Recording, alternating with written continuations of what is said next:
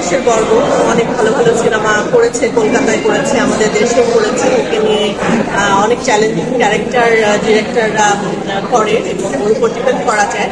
So Jaya একটা cinema করেছে এবং আপনারা জানেন হয়তো যে এটা তো অনেকগুলো ফেস্টিভ্যালেও গেছে, তার মানে এটা নিশ্চয়ই একটা ভালো কিছু হয়েছে। আর বাকিটাও যে বললাম যে সিনেমাটা দেখে বাকিটা বলতে পারবো।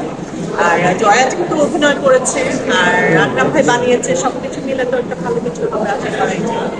অভিনয় জীবনে জানতে অভিনয় জীবন মানে ওই যে আমিও কিছু সিনেমায় কাজ করছি, নাটকে কাজ করছি, ওটিটি করছি আর বিজ্ঞাপন করছি, সবকিছু মিলে ভালো আছি, দারুণ ভালো আছি।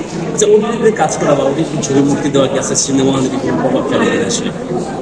প্রভাব আসলে ওটিটি যেটা হয় কি, দেশ বিদেশে যে জায়গায় আমাদের প্রবাসীরা আছে তারা নিজেদের বাড়িতে বসে কাজটা দেখতে পাচ্ছে।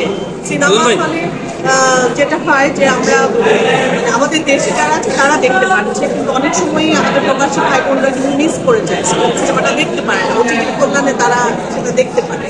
এটা একটা অনেক বড় একটা সুযোগ বলে আমার কাছে মনে হয়। আপু, আমার একটা প্রশ্ন ছিল, রিসেন্ট দেখেছি আপনি মুভির সঙ্গে ইনভলভ হয়েছেন, টপ নচ একটা হয়েছিল, সেটা এটা হচ্ছে আসলে এক্সপেরিয়েন্সটা একটু শেয়ার করবেন। আমি আসলে কমার্শিয়াল সিনেমা যেটাকে বলে, আমাদের দেশের মেন স্ট্রিমের সিনেমা, এখান থেকে অনেকেই আমাদের আর্টিস্টরা অনেকেই নাচ ছিটকায়, তারা আসলে মেন স্ট্রিমের সিনেমাগুলো করতে চায় না, বাট আমি করতে চাই। কারণ হচ্ছে আমার কাছে মনে হয় আমি একদম মাস পিপলের কাছে পৌঁছাতে চাই। আমি খুব সফিস্টিকেটেড একটা সার্কেলের মধ্যে গণ্ডিবদ্ধ থাকতে চাই না। আমার কাছে মনে হয় যেহেতু আমি আর্টিস্ট, আমি সব ধরনের কাজ করতে চাই, সব ধরনের দর্শকের কাছে আমি রিচ করতে চাই। ওটিটির মাধ্যমে যেমন আমি একটা ভালো ক্লাস বলেন বা আমাদের বিদেশে আমাদের প্রবাসী ভাইদের কাছে বলেন, সব ওইটা একটা ক্লাস। আবার হচ্ছে আমি একদম মেন স্ট্রিমের সিনেমাগুলো করে একদম গ্রুপ লেভেলের দর্শকদের কাছে আমি পৌঁছাতে চাই। মুন্না একেবারেই নতুন প্রশ্নে কাজ করাটা একটু আসলে যেটা হয় কি, মুন্না নতুন নায়ক মানে আমি বলবো যে মুন্না নতুন অভিনেতা, ও চেষ্টা করছে, ও স্ট্রাগলার। তো আমার যুক্তি হচ্ছে যে যদি কেউ মন থেকে আসলে কোনো কিছু করার ইচ্ছা পোষণ করে এবং সেই চেষ্টাটা তার মধ্যে থাকে, তাহলে তাকে আমরা কেন হেল্প করবো।